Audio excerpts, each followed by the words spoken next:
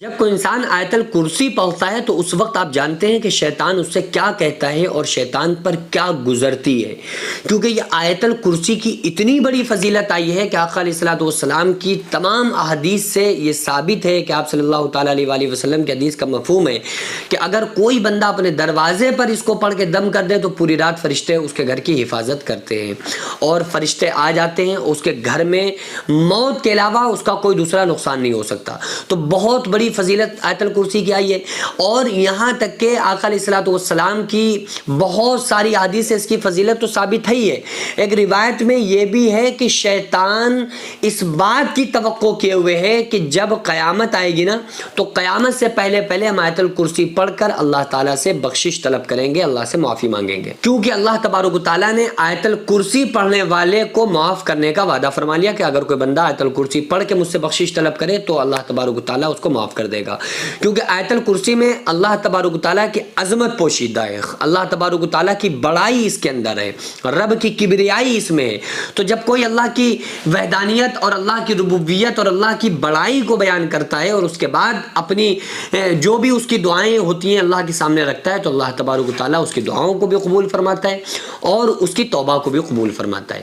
تو ابلیس نے کہا کہ ہم اس آیت کے ذریعے، آیت الکرسی کے ذریعے ہم قیامت آنے سے پہلے پہلے ہم یہ پڑھ کر اللہ سے بخشش طلب کر لیں گے، اللہ کا وعدہ ہے کہ یہ پڑھنے والوں کو اللہ تبارک و تعالیٰ معاف فرما دے گا۔ تو اس کے بارے میں ایک روایت میں آتا ہے کہ جب قیامت آنے والی ہوگی نا اور شیطان کو پورا یہ یقین ہو جائے گا کہ اب قیامت آ گئی، کیونکہ شیطان نے تو بہت کچھ دیکھا ہوا ہے، ہم نے تو سنا ہوا ہے نا کہ جنت ہے، ہم نے سنا ہوا ہے کہ فرشتے، ہم نے سنا ہوا ہے کہ انبیاء علیہ الصلوۃ والسلام دنیا میں آئے، ہم نے سنا ہوا ہے کہ آدم علیہ السلام دنیا کے پہلے انسان ہیں۔ شیطان نے تو ساری چیزیں دیکھی ہوئی تھی، لیکن اس کے بعد بھی وہ اپنی انا اور غرور اور تکبر میں آ کر وہ مرتد ہو گیا اور وہ پھر گیا، اللہ کی نافرمانی کر کے وہ راہ درگاہ کر دیا گیا، اور ہمیشہ کے لیے اللہ تبارک و تعالیٰ نے اس کے گلے میں لعنت کا طوق ڈال دیا۔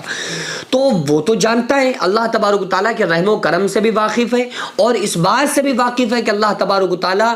کتنا جبار اور قہار ہے، اس بات کو بھی شیطان بخوبی جانتا ہے۔ تو اب وہ کیا اس کی کاوش کیا رہے گی کہ قیامت آنے سے پہلے پہلے وہ یہ کوشش کرے گا کہ آیت الکرسی پڑھ کر اللہ تبارک و تعالیٰ سے معافی طلب کر لے، کیونکہ اسے بھی اللہ کی ذات سے یہ امید ہوگی کہ اللہ تبارک و تعالیٰ ہمیں بھی معاف کر سکتا ہے، کیونکہ وہ ارحم الراحمین ہے، وہ معاف کرنے والا ہے، وہ بہت زیادہ پیار کرنے والا ہے۔ لیکن روایت میں آتا ہے کہ جب وہ آیت الکرسی کے اندر ایک ایسا، اس کے اندر راز چھپا ہوا ہے، ایک ایسا لفظ ہے، ایک علماء نے پھر اس کی الگ الگ تشریحات بیان کی ہیں، تو بہرحال اسی آیت الکرسی کے اندر بعض علماء فرماتے ہیں کہ ایک ایسا لفظ ہے کہ جب وہ وہاں پر آئے گا نا تو اس کی زبان سے وہ الفاظ آیت الکرسی کے ادا نہیں ہوں گے، اور اللہ کا وعدہ اس کے لیے ہے کہ جو آیت الکرسی پڑھ کر اللہ سے بخشش طلب کرے گا تو وہ پڑھنا چاہے گا لیکن اللہ تعالیٰ اس کو بھلا دے گا کہ وہ نہیں پڑھ پائے گا۔ تو یہ آیت الکرسی جب کوئی بندہ پڑھتا ہے نا تو ابلیس بھی اس چیز سے بڑا خوف زدہ ہوتا ہے، بہت زیادہ پریشان ہوتا ہے، کیونکہ اس کے پڑھنے والے کی اللہ تبارک و تعالیٰ سے اگر کوئی بندہ دعا کرتا ہے اللہ تبارک و تعالیٰ اس کی دعا قبول فرماتا ہے، کوئی گھر کے دروازے پر پڑھ کر دم کر دے تو فرشتے اس کی حفاظت کرتے ہیں۔ اور ایک مرتبہ کا واقعہ ہے کہ حضرت ابو ہریرہ رضی اللہ تعالیٰ عنہ مال غنیمت پر تھے، اور ایک شخص آیا لمبے لمبے ہاتھوں سے، بخاری کے اندر حدیث موجود ہے، لمبے لمبے ہاتھوں سے اس نے مال بھرنا شروع کر دیا جو مال غنیمت تھا۔ اس نے سوچا اس کی مرضی یہ تھی کہ یہ ہم مال لے کر چلے جائیں۔ ابو ہریرہ نے آ کر پکڑ لیا، ابو ہریرہ نگراں تھے، وہاں پر دیکھ بھال کے لیے کھڑے ہوئے تھے۔ انہوں نے کہا کہ چور چوری کرتا ہے، نہیں چھوڑیں گے تجھے۔